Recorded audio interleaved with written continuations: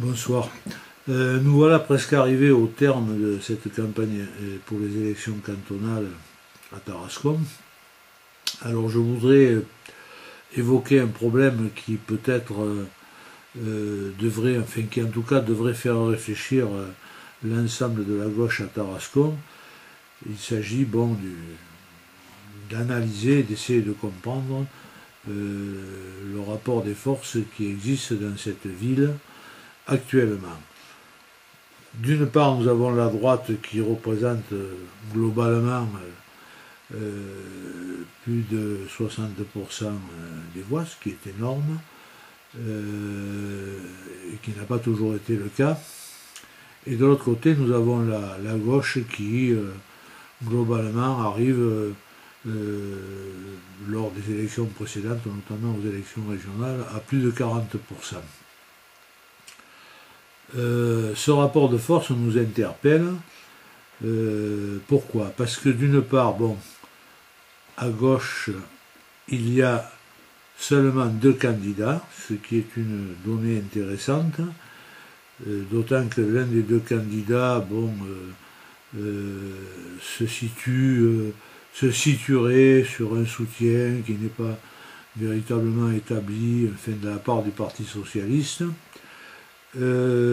qui a progressé du Parti communiste en passant par le Parti de gauche pour aboutir finalement à un soutien du Parti socialiste et qui ne nous garantit même pas qu'au deuxième tour il va soutenir la gauche. Donc cette candidature peut être considérée comme peu représentative et peu susceptible de sensibiliser vraiment les électeurs de gauche, en tout cas ceux qui envisagent sérieusement de défendre les valeurs de gauche.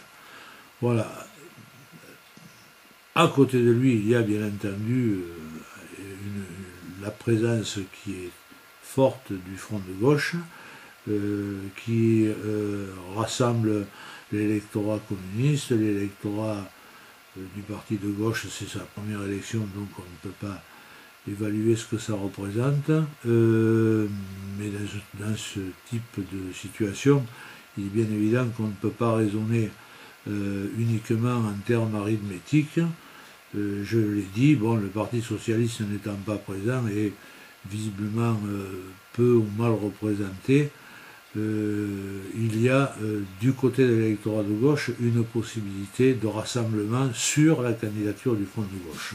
Donc je crois qu'il faut rappeler ça et inciter les électeurs de gauche à se rassembler et à œuvrer autour d'eux et à faire reconnaître cette situation pour essayer de se positionner dès le premier tour pour être présent au deuxième tour. Alors en ce qui concerne la droite, bien évidemment la situation aussi est un peu nouvelle puisqu'il y a eu notamment aux dernières élections régionales un fort pourcentage réalisé par le Front National et un candidat sortant qui avait été élu la dernière fois assez confortablement, et également un candidat, le maire sortant, qui lui bénéficie de sa position de maire et qui a l'investiture directe de l'UMP.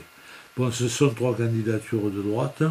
On sait ce que représente le Front National et quelle est sa stratégie, une stratégie d'ailleurs regrettable qui consiste à spéculer sur l'immigration et les effets secondaires que celle-ci pourrait avoir pour essayer de susciter la peur et d'amener un électorat qui est à la fois mécontent de la politique de Sarkozy, qui peut ne pas être non plus satisfait de la politique du maire UMP localement, de se reporter sur cette candidature. C'est à notre sens une candidature un peu voie de garage, qui n'apportera rien au Front National, lequel va se trouver opposé au deuxième tour à l'ensemble des partis de gauche peut-être et du parti et de l'UMP. Donc fait, le Front National risque de favoriser l'élection de l'un des deux candidats de droite qui seront présents peut-être au deuxième tour. Mais je crois que c'est sans compter sur l'importance que revêt la candidature de gauche. Candidature de gauche qui bénéficie non seulement du soutien du Parti communiste, mais qui bénéficie également du soutien bien sûr du Parti de gauche, du NPA qui s'est rallié à cette candidature et la soutient, et de nombreux socialistes qui nous ont fait part de leur soutien, entre autres M. Bacchiani qui a été candidat aux dernières élections cantonales et qui avait obtenu un score honorable puisqu'il avait obtenu 20% des voix. Donc il y a une possibilité de totaliser à gauche un pourcentage très important sur la candidature de Hénin Dufour qui est du parti de gauche, et de Alain Dupré qui est présenté par le Parti communiste. Voilà.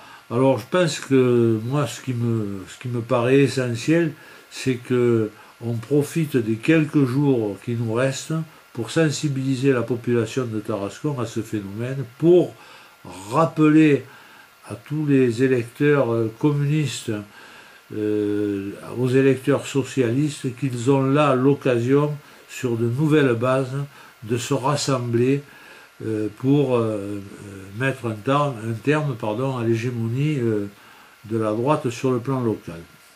Voilà, ça me paraît très important, et je pense que dans le peu de jours qui nous restent, il y a possibilité de réaliser ce rassemblement.